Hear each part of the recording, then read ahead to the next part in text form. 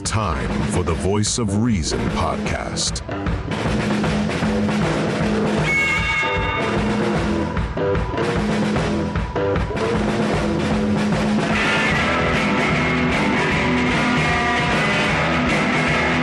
Here are your hosts, Sean Phillips, Andy Van Beber, and Travis Kirkendall.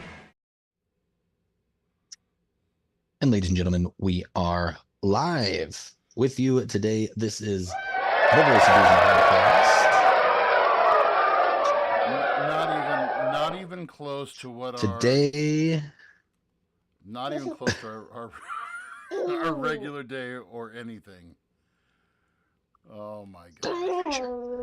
yeah, well, I was joined alongside one of my co-hosts, Mrs. Lillian Pad, but Oh man. as always, I am Sean Phillips, joined alongside my co-host, Mr. Andrew Van Beber. V, how we doing today? Welcome to the end of the season. Finally, we're only 6 months behind, but hey, episode 52, season 3.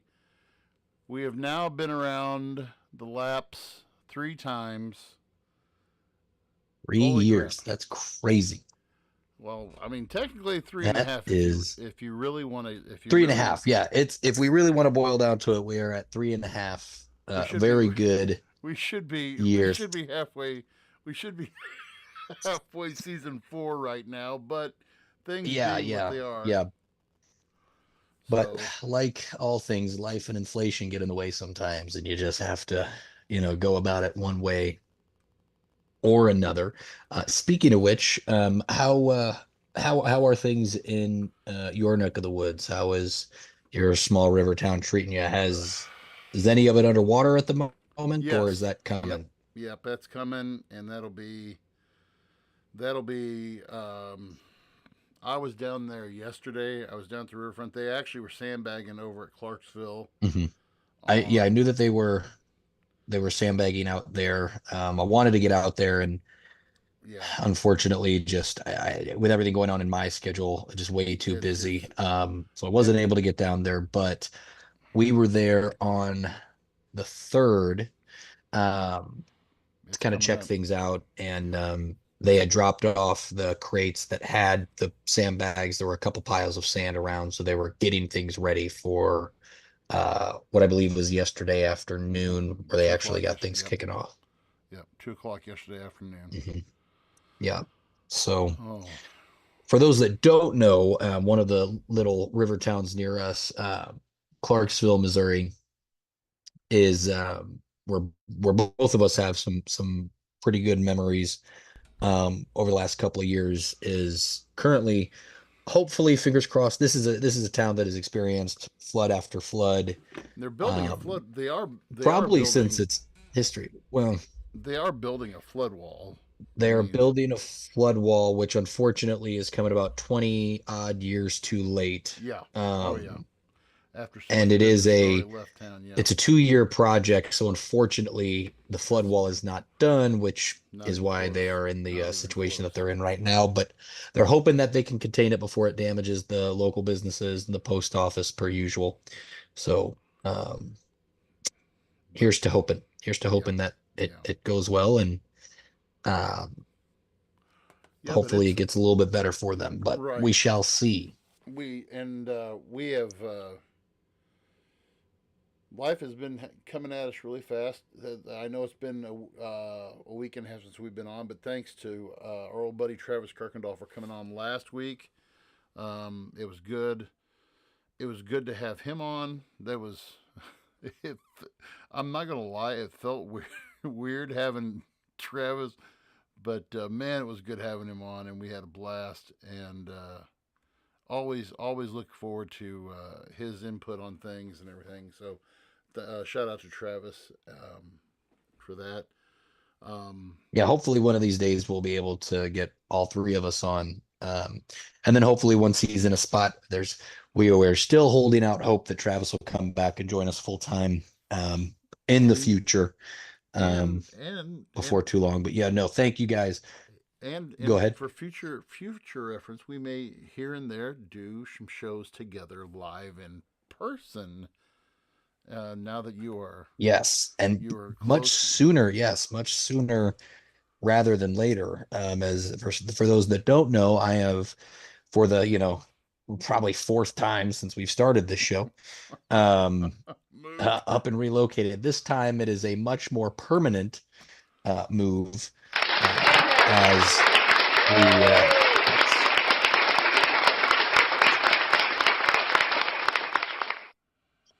I'm so glad. as my family and I we have bought a home in close to where I grew up, and so now begins the building stages. And we bought a fixer upper that's going to take a lot of time, patience, and money to get all the way done. And so the journey with building that new home, Right. or I should say, it's a very it's an older home. Like I said, we bought a fixer upper. It's got a ton of potential, a ton of character, and a ton of work and a ton of headaches in the future. But I'm very thankful to be in a position to where we could get it at the right price and be able to put some good work into it and make it something really special. So I'm excited.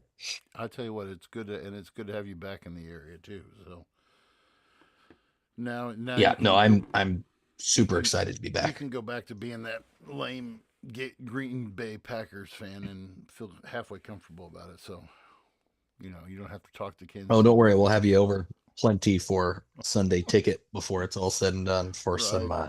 Yeah. Yeah. good barbecue and some Bears ass whoopings. So That it'll be a good time. that I will. Yeah. But man, Yeah. what a last couple of weeks we have had on our political radar. Um, I don't. We're Whenever. gonna jump into it, and you just pulled a Biden. Thank you. But one of the things we're gonna get into this as we show some highlights from the debate. Can I say, is it crazy that it took up until now for so many people to see kind of what we have been seeing and talking about for It's been quite some fodder for. time on this show now? I want to tell you something. This has been, if you really think about it, we started this podcast at the beginning of Joe's presidency, Hmm. and we said from the beginning, there's, I mean, if I haven't, I have, I haven't even looked back at any season one or anything, but if I bet you if we were just to start counting how many shows we had.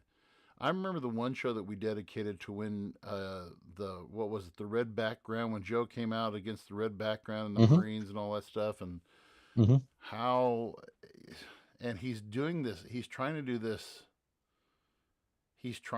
sell job of just, I'm okay, you're okay, we're all okay, and you know I'm here, I'm good, but he's not good. That and now the Democrats are really, they're they had yesterday, I don't know if you saw this or not. Yesterday, I believe it was 11 or 12 Democratic governors came to the White House yesterday and met with the president. Hmm.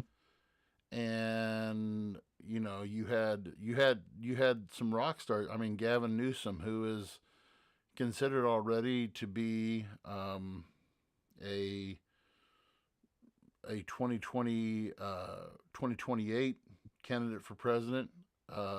Illinois, big old JB was there. JB Pritzker, who is another one who they believe is a presidential favorite. So there were some raised eyebrows, obviously. So without further ado, let's go into. So this is about a 10-minute clip. We'll do like we've done before. We'll stop some and there's like four, and we'll talk about that. And there's one other thing that we want to talk about tonight. So let me go ahead and transition the stream over so we can still be on the. I want everybody to be able to see our reactions to some of the stuff because Sean and I have not. we've seen snippets. We haven't watched full on. So this what you're seeing tonight is a unfiltered reaction. Here we go. At the end of your second term, how do you address concerns about your capability to handle the toughest job in the world well into your 80s?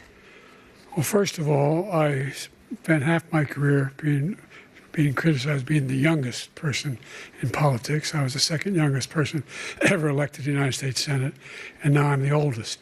This guy's 3 years younger and a lot less competent. Former President Trump, to follow up, you would be 82 at the end of your second term. What do you say to voters who have concerns about your capabilities to serve? Well, I took 2 tests, cognitive tests. I aced them, both of them, as you know. We made it public. He took none. I'd like to see him take one, just one, a real easy one. Like go through the first 5 questions. He couldn't do it. But I took 2 cognitive tests. I took physical exams every year. And, you know, we knock on wood wherever we may have wood, that I'm in very good health. I just won 2 club championships, not even senior, 2 regular club championships. To do that, you have to be quite smart, and you have to be able to hit the ball a long way. And I do it. He doesn't do it. He can't hit a ball 50 yards. He challenged me to a golf match.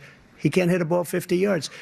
I think I'm in very good shape. I feel that I'm as in good a shape as I was 25, 30 years ago. Actually, I'm probably a little bit lighter, but I'm in as good a shape as I was years ago. I feel very good. I feel the same. But I was willing to take a cognitive test. And you know what? If I didn't do well, I aced them. We'd be able to right way. Well, there's that one. I clipped it off a little bit too much at the beginning, but the lady asked, at the end of your term, you will be 86. 86. Okay? My father is 90, and my dad, I love my father, but my father sometimes just struggles to, you know, hold things together. And then Trump will be 82. So, I mean, it's not like we're leaving this boat. It's not like we're getting off of this boat at any time soon.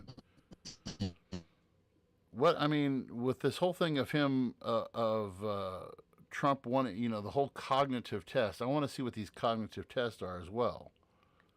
Yeah.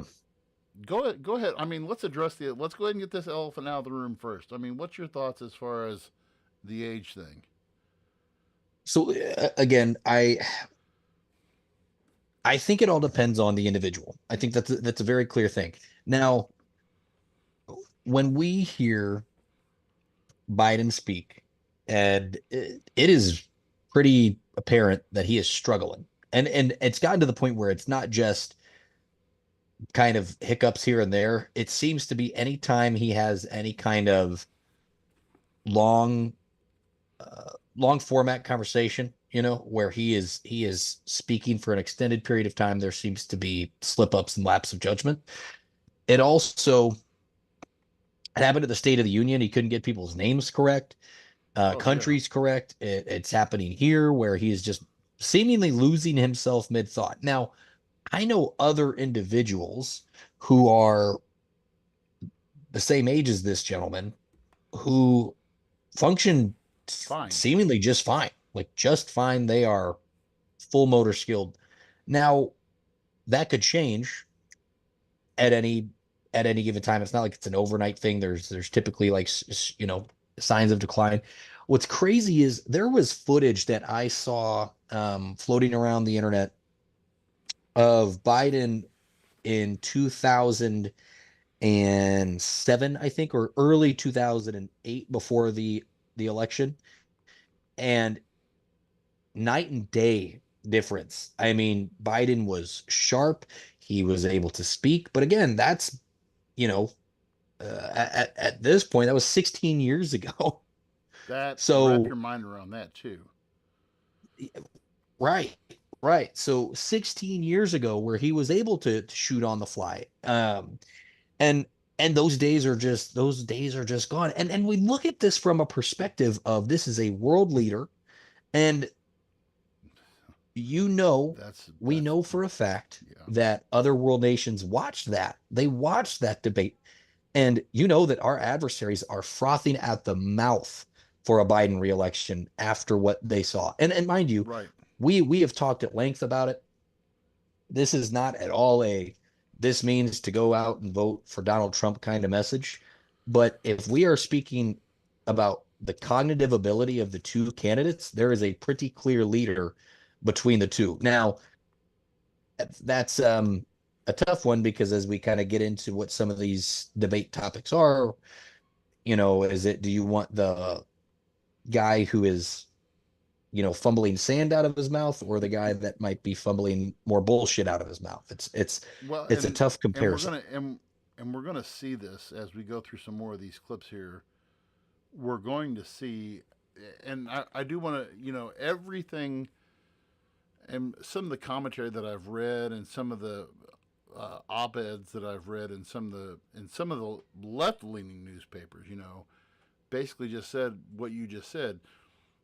Donald Trump was spewing so much lie and just exaggeration and just so much crap, and Joe was just trying to be in the room.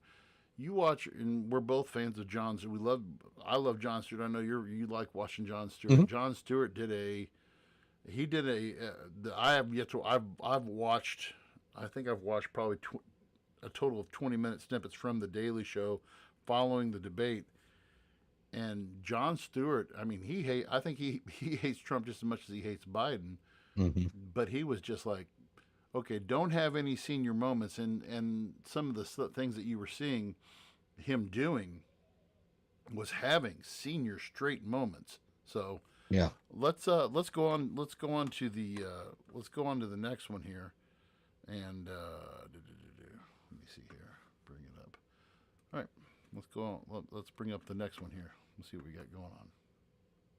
About his debt, we'd be able to help make sure that all those things we need to do, child care, elder care, making sure that we continue to strengthen our healthcare system, making sure that we're able to make every single solitary person eligible for what I've been able to do with the with the COVID, with dealing with everything we have to do with, look, if we finally beat Medicare. Thank you, President Biden. President Trump? Well, he's right. He did beat Medicare. He beat it to death, and he's destroying Medicare. He did do a damn. So that right there was when. That one right there was the one where the wheels fell off the wagon, and that was close to the beginning. That was close to the beginning of where that was, I think, the second. That was the second series of questions dealing with Mm-hmm. with our financial state, and he said, we've beaten Medicare. We've gotten everybody access to COVID. Flip that. Mm-hmm. And I don't know if you knew this or not, but they had him up at Camp David for a week, prepping him for this debate. Yeah, I saw that, which is crazy. So, And mind you, you might know because I don't. Has there been a period of time where a president goes in for a week to prep for a debate? I mean, if you're a true For a week? if you're a good politician, and I know it's an oxymoron, but if you're a good politician, you're constantly doing your homework.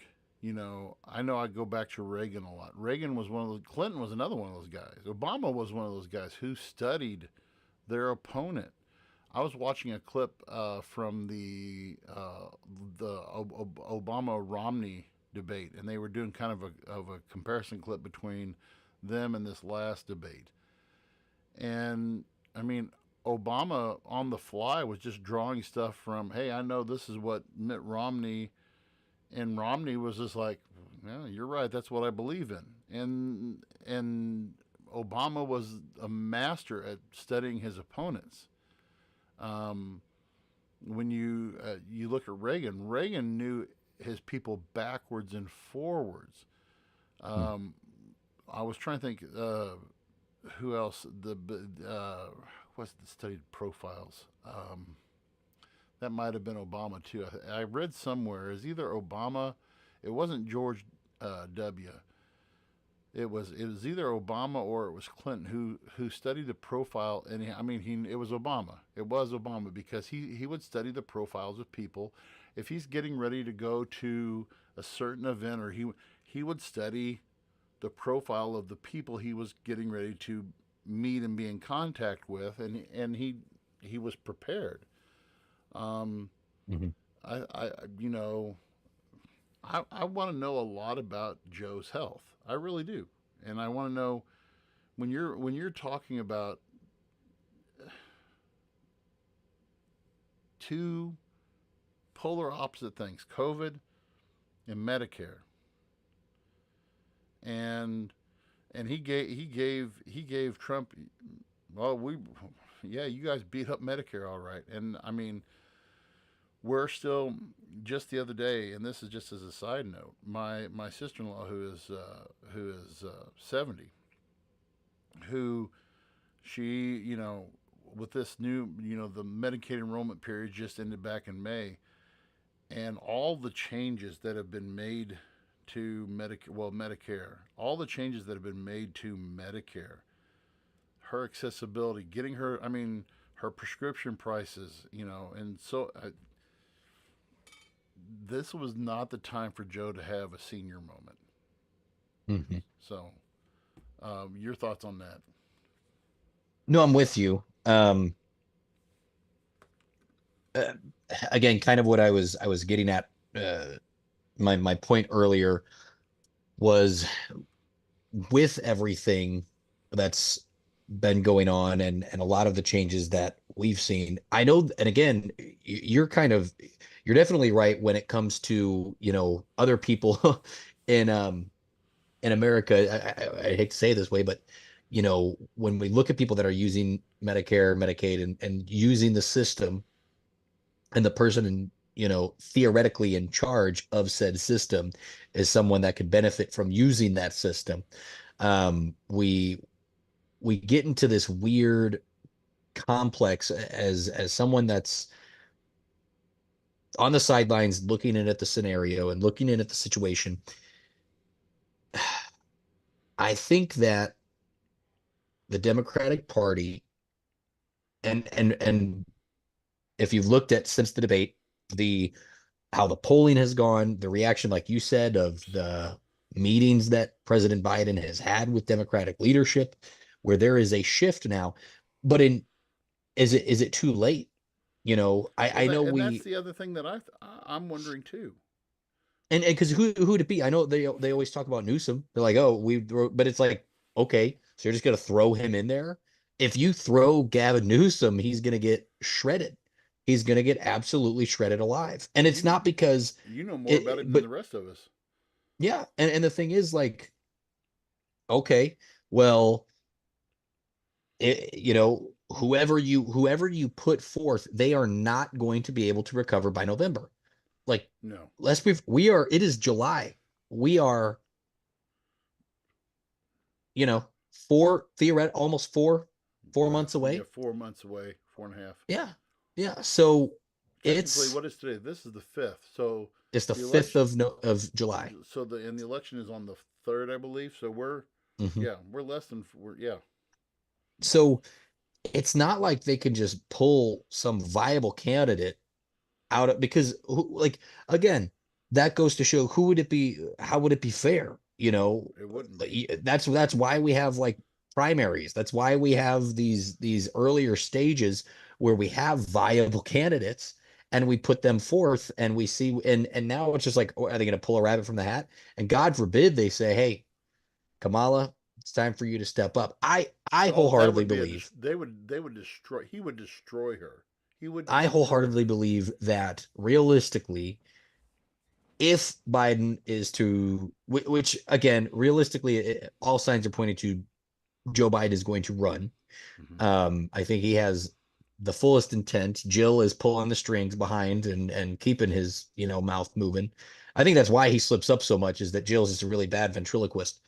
And but we're at this point where if Biden wins, is it weeks, months, a year before they pass the presidency on to Kamala? Yeah, we're not. Because there's no way he does another 4. There's just no way. I think let's get him in. He's not going to live. And I hate to sound mean. He's not going to live 4 more years. He's not going to live 4 more years. There's a very real, there's a very real chance. Well, let's go on to the next segment here. And this next segment is dealing with, which is going to be interesting. This is dealing with January the 6th. So this is where this is going to be interesting. Let's see what this has to look like. Damn thing, and these people should be in jail, and they should be the ones who are being held accountable. And he wants to let them all out. And now he says if he loses again, such a whiner that he is, that it could be a bloodbath. On January 6th, we had a great border. Nobody coming through, very few. On January 6th, we were energy independent. On January 6th, we had the lowest taxes ever. We had the lowest regulations ever. On January 6th, we were respected all over the world. All over the world, we were respected. And then he comes in, and we're now laughed at. We're like a bunch of stupid people. What happened to the United States' reputation under this man's leadership is horrible. Will you pledge tonight that once all legal challenges have been exhausted, that you will accept the results of this election, regardless of who wins, and you will say right now that political violence in any form is unacceptable? Well, I shouldn't have to say that, but of course I believe that. It's totally unacceptable.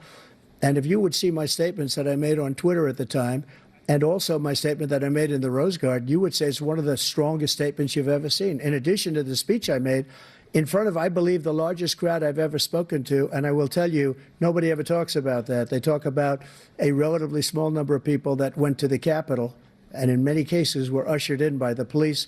And as Nancy Pelosi said, it was her responsibility, not mine. She said that loud and clear. But the answer is, if the election is fair, free, and I want that more than anybody. And I'll tell you something. I wish he was a great president, because I wouldn't be here right now. I'd be at one of my many places enjoying myself. I wouldn't be under indictment because I wouldn't have been his political opponent, because he indicted me because I was his opponent. Russia would have never attacked if I were president. Trump, the question was, will you accept the results of the election, regardless of who wins? Yes or no, please. If it's a fair and legal and good election, absolutely. I would have much rather accepted these, but the fraud and everything else was ridiculous. And if you want, we'll have a news conference on it in a week, or we'll have another one of these in a week. But I will absolutely, there's nothing I'd rather do. It would be much easier for me to do that than I'm running again. I wasn't really going to run until I saw the horrible job he did. He's destroying our country. I would be very happy to be someplace else, in a nice location someplace. And again, no indictments, no political opponent stuff, because it's the only way he thinks he can win. But unfortunately, it's driven up my numbers and driven them up to a very high level, because the people understand it. Well, let's see what your numbers are when this election is over. Let's see. You're a whiner. When you lost the first time, you continued, you appealed and appealed to courts all across the country. Not one single court in America said any of your claims had any merit, state or local, none. But you continue to provoke this lie about somehow there's all this misrepresentation, all this stealing. There is no evidence of that at all. And I tell you what, I doubt whether you'll accept it, because you're such a whiner. The idea, if you lose again, you accepting anything, you can't stand the loss. Something snapped in you when you lost the last time. The only person on this stage is a convicted felon is the man I'm looking at right now. And the fact of the matter is, what he's telling you is simply not true. The fact is that there was no effort on his part to stop what was going on up in Capitol Hill. And all those people, every one of those who were convicted, deserves to be convicted. Like so many politicians, this man is just a complainer. He said, we want to do this, we want to do that, we want to get rid of this tax, that tax. But he doesn't do anything. He doesn't do, all he does is make our country unsafe by allowing. Well, let's go with this for a second. So the January 6th, our friend Jonathan Guthrie said, come on, man, you had jet lag. But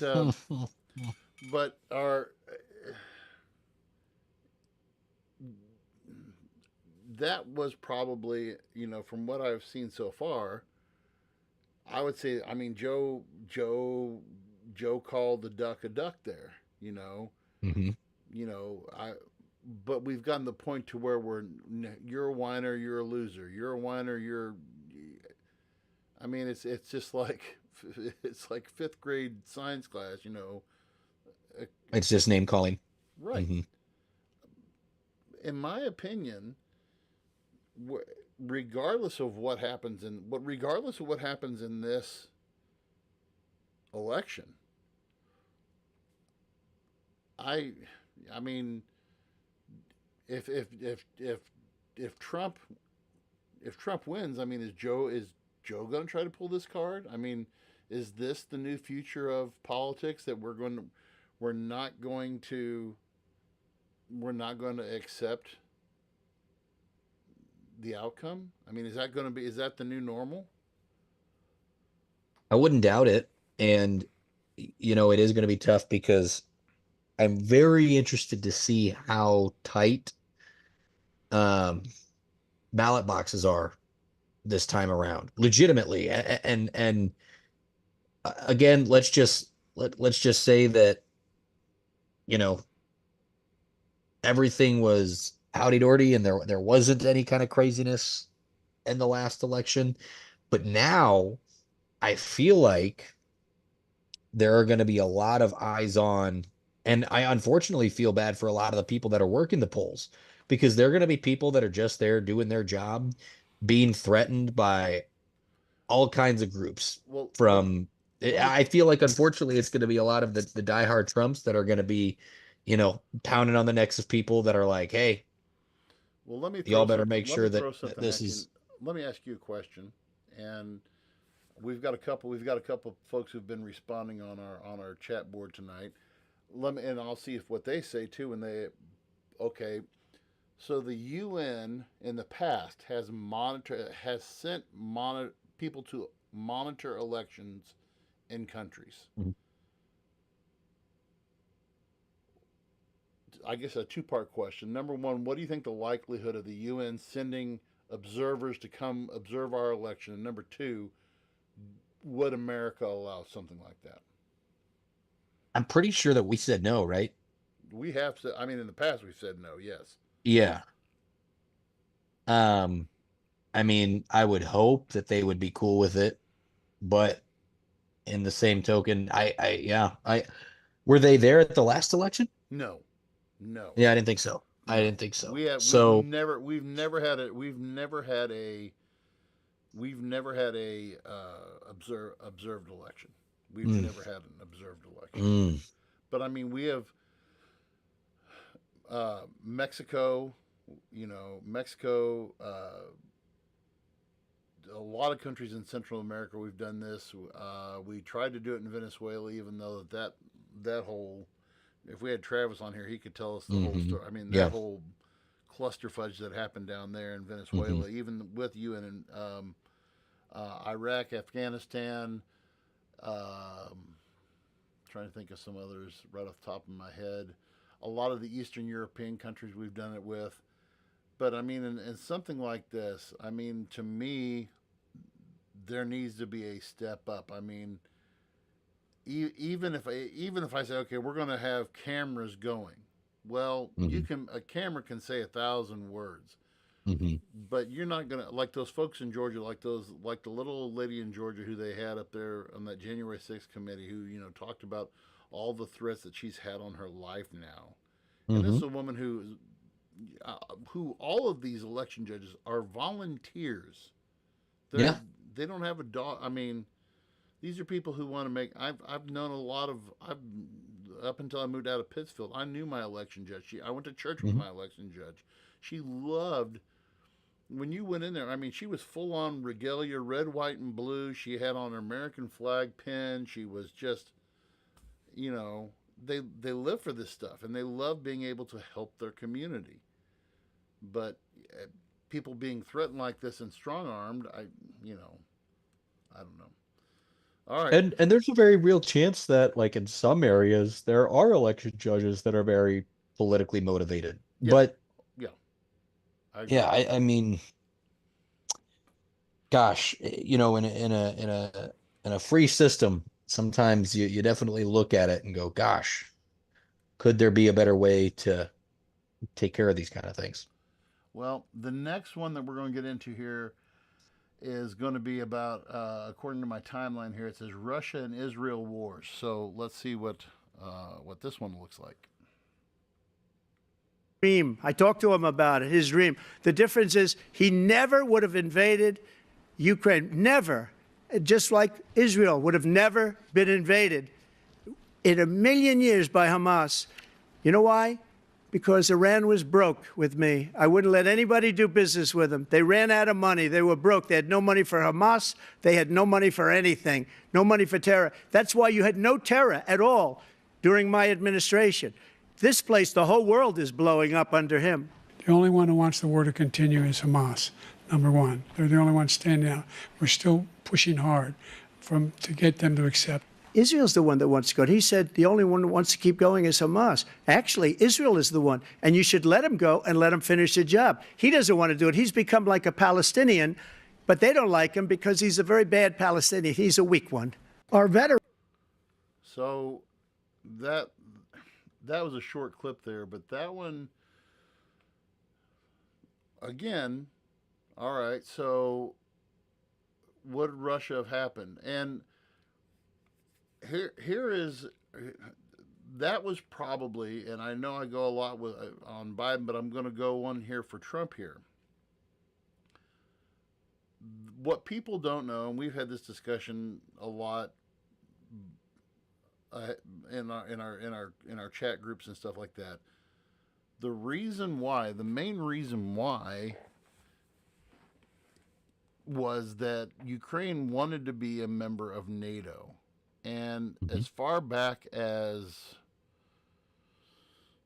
George Bush Jr., and this policy was followed by Obama, and it was even followed by Trump. It's like we made assurances, and Trump makes it out like it was all him. It wasn't all him. Right. But we had made assurances to Putin that we understand, you're still an old Cold War relic, and you don't want NATO, which is it is a Cold War organization, North Atlantic Treaty Organization. You don't want NATO on your doorstep. And so they had pledged not to allow Ukraine to join NATO. And I think, what's the other one? Was it Finland, or it was Finland or Sweden, or one of those? Poland? Huh? Was it Poland? No, Was it Poland's already a member. No, you're right. I think it might have been Poland. But yeah, I don't think Poland is. He Putin doesn't want NATO on his back doorstep. And I'm not a Putin guy about anything, but politics is politics. You want to keep Putin happy. You want him. Don't corner the cobra, okay? Because this guy's so much of a loose cannon that he's willing to step it up. And we already know, we did a show on Putin and how much of a whack job he is. But common sense and good politics of the last three presidents have said, okay, now the whole thing with Hamas, that was, again, that to me, that one's kind of up in the air for me, because Donald Trump moved the American embassy to Jerusalem. Okay, and by doing so, he was sending that message: we're behind Israel, and this was such a big deal for the Jew, the what do you call those? The Zionists, the people who really want a purely Jewish state, who don't want Palestinians there. And so on that side of things, and some of the other clips that I don't think that are in this, but another thing that they talked about was, okay, I watched it today. It was today I saw a little clip on it about, they were interviewing Trump separately. He's like, I was going to do a withdrawal from Afghanistan, but it was going to be by our rules. We were going to sit down with the Taliban and we were going to do this, this, this, this, and this. And I mean, all three of us were highly pissed off with the withdrawal from. We did a show. We did the show on that too. I'm sorry, I'm rambling. What do you think about what we just heard right there? So I did a little bit of like digging after I had seen a clip about that. And if I'm not mistaken, towards the end of Trump's presidency, Iran was in a recession. My understanding is they still had like a Federal Reserve that still had a lot of money, but like all things, there's a big difference between having an abundance of cash flow and having a reserve. And so in a sense, he's absolutely correct to where, Iran didn't have free money to just be spending. And even like, because a lot of the stuff that I read was from BBC. And they specifically talked about how it was the sanctions that Trump had imposed on Iran that were making things extremely difficult for them. So while he's very fledged in, they were broke, the reserve was there. But he's correct in a sense that, there was not money that was flowing. Okay. Now he'll get into it. I don't know if there's a clip where, he talks about how Russia would have never gone into the Ukraine. The Ukrainian war would never happen. He went in and he talked about how if he becomes president, that war will be over in a month. I don't see that happening. No.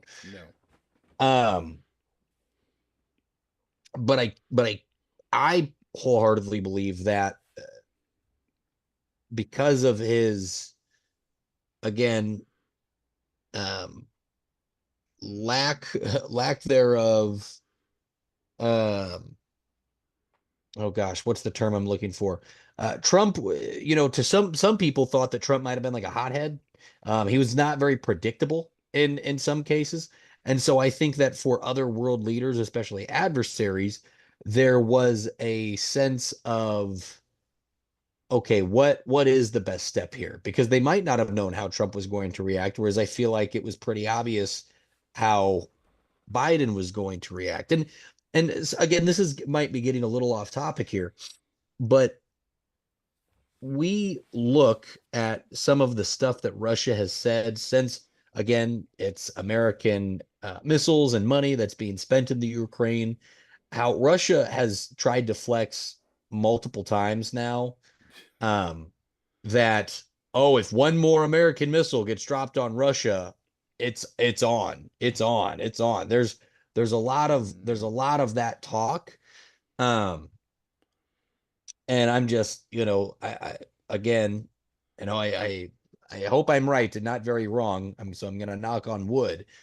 But if you look at how this war in the Ukraine has gone for Russia, do they really think that flexing on the United States, especially even if, let's just hypothetically say they considered China and North Korea as reliable help, do you really think that's the strategy that they're going to take now? And that's something that Travis and I talked about the previous week, was when Putin had made those stops in North Korea, when he had went to Vietnam, when he went to, was it Vietnam, North Korea?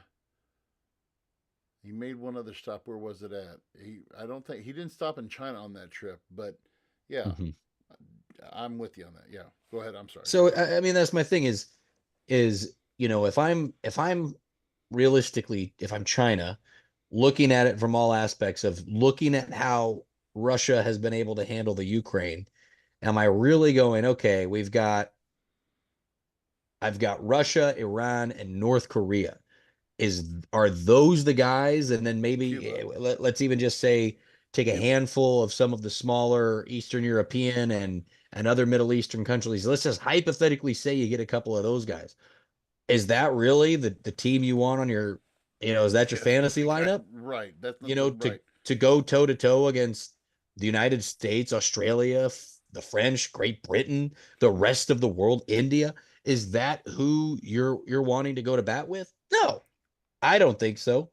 Um, so I think that it's definitely just I'm gonna keep talking shit from my porch. It's not gonna be an actual escalation of force. And again, I hope that I'm right. Yeah. I really don't want to be wrong. But I do think, and maybe this is just the optimistic side of me. Obviously, we are always going to be at a very just tense place in the world. But I do think that some of the inevitable World War III hype has kind of subsided a little bit more. I do know that there is the issue with everything going on and with Israel and Palestine. I get that, and Russia and the Ukraine. Um, but I think that we are still quite a ways out before we are just looking at a full-scale nuclear holocaust. Because at the end of the day, anyone with nukes of that size know, I mean, yeah, we might get them, but we're also all going to die. It is not oh, we're going to get them Mutually and assured it's just destruction. them. Yeah, Mutually assured destruction. it will be the end of the world as we know it. Yeah. That policy, that was the Cold War tactic that was used Mhm. by Gorbachev and by Reagan, and well, even before that, Carter and Brezhnev, all those guys. Okay, if you kill us, we're going to kill you back. Mhm. So that the only thing that are going to survive are Twinkies and cockroaches, and that's going to be about it. Mhm. And this is I'm with you 100%. Russia was trying to do that flex when they send that flotilla down to Havana. And I mean, you've been to Cuba, you spent time, Mhm. you were stationed in Cuba, you know what that situation looks Mhm. like. And I mean, that's not something that Russia hasn't not done before. But at the same Right. time, I mean, here's Russia waltzing around in the Western Hemisphere. So I don't know. The last clip that we're going to look at here, the last clip, which is, and we're not going to have the time to talk about the other issue, but this was about abortion and the decision that was made by the Supreme Court and how that played out. So let's look at that one, and we'll end on that clip. I supported Roe v. Wade, which had 3 trimesters. The first time is between the woman and the doctor. Second time is between the doctor and an extreme situation. The third time is between the doctor, between the woman and the state. The idea that the politicians, that the founders wanted the politicians to be the ones making decisions about women's health is ridiculous. He can take the life of the baby in the 9th month and even after birth, because some states, Democrat run, take it after birth. Again, the former governor of Virginia, put the baby down, then we decide what to do with it. So he's willing to, as we say, rip the baby out of the womb in the 9th month and kill the baby. Nobody wants that to happen, Democrat or Republican. Nobody wants it to happen. That is simply not true. The Roe v. Wade does not provide for that. That's not the circumstance. Only if a woman's life is in danger, she's going to die. That's the only circumstance in which that can happen. But we are not for late-term abortion, period. Period, period. We had an economy that was in free fall. The pandemic was so badly handled. Oh my God. Can I just, did he just say the ninth, that's the first time I've heard this. The 9th month and later? I'm sorry, isn't that called murder? Yeah. The governor from, man, I want to know what his context was for that.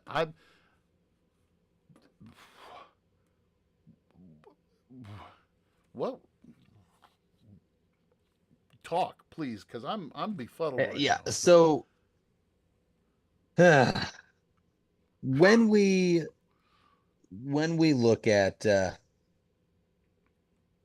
I'm also kind of I'm scrolling PBS.org right now on some of these these fact checks. Look, I am a firm believer. I am a firm believer in states' rights. I have been a states' rights individual since I can remember, because what affects me here doesn't necessarily mean that it needs to go that way. When I was in California, I benefited from some of the great benefits of California. And then I also, in my paycheck, saw a lot of things that weren't very beneficial. I saw it in the streets of things that weren't very beneficial. I'm here in Missouri.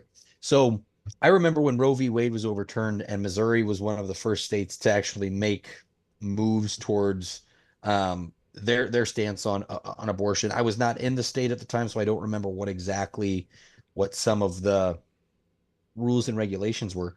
But I do remember even talking with Tony, was like there was a lot of mass hysteria on what is going to be the new normal for some of these things. So like, for example, um, there were a lot of people that were like, well, there goes, what they'll say is, oh, so now condoms are going to be, banned. And there were people that were like clearly being sarcastic, but there were also some that are like, no, they're coming for those next. And same with like emergency contraception. They were like, is emergency contraception going to be illegal now? And that sparked a huge public debate. Are you talking like day Like after, like the morning after pill? the morning after pills. Okay. Yep. Yep. So again, Roe v. Wade being overturned, it just put a lot more power into the states to be able to make decisions on what they feel like is best for their state. Now, at the end of the day, it all depends on how you vote. And if you vote a little bit more one way, obviously, then the general consensus of your state might be, we are wanting to appoint people that we know are going to be a little bit more strict on abortion. There's many people that don't like that because they feel like it's taking away a fundamental right. And then we get back into the conversation. Now, I have not just dove deep. Maybe Alex Ellison would be a better one to ask about the specifics of Roe v. Wade, but I am pretty sure they don't cover the cutting off of the head of a baby right after, it comes out of the womb. Now we know some of the fear mongering that people do like to do about That's all you that know was. That's all late that term was.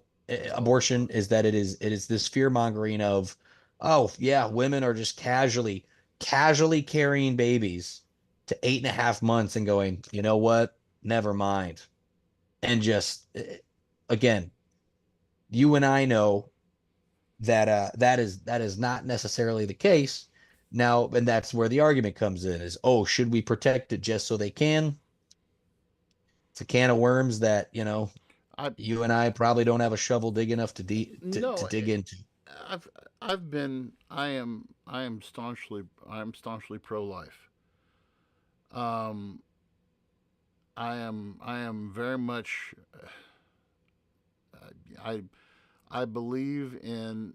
But I also believe in the sanctity of the health of the mother too. Mhm. Um, experiencing it firsthand. Experiencing it firsthand with my wife in the first trimester when she had an ectopic pregnancy, that we caught it in time. Had my wife went, I think it was 2 more weeks, it would have killed her and the child. That's how close we were. And my Mhm. wife and I cried, and we're in depression. We're mad at God for. Mhm. I could go, like you said, that's a can of worms that I don't have a shovel deep enough to Mhm. dig with. Late term abortion is a thing that I will say that there are people who want late term abortions that are on the far left side of the spectrum. That they believe in the choice of the mother so late up until the time of that, you know. And you have the far right though that say the same, the not even the far right, the mid right of people who say, put that baby up for adoption. That baby will, I mean, in that sense, I can tell you that our foster care system, our domestic adoption system, pardon my French, horrendous. but is a shit show. It is Mm-hmm. a shit show. Mm-hmm. Absolutely. The 100%. the adoption process in this country, for us to for me, I mean, I can say firsthand knowledge. The Chinese, they have it down to a science. The Koreans have it down to a science. The South Koreans. The Japanese, they have it down. I mean, these Asian countries who have a high, what do you want to call it, a high abandonment rate of children, they've got it down to a science to where 13 months, 13 months from beginning to end was the longest. And but yet here in America, and Janine and I were just talking about this not too long ago.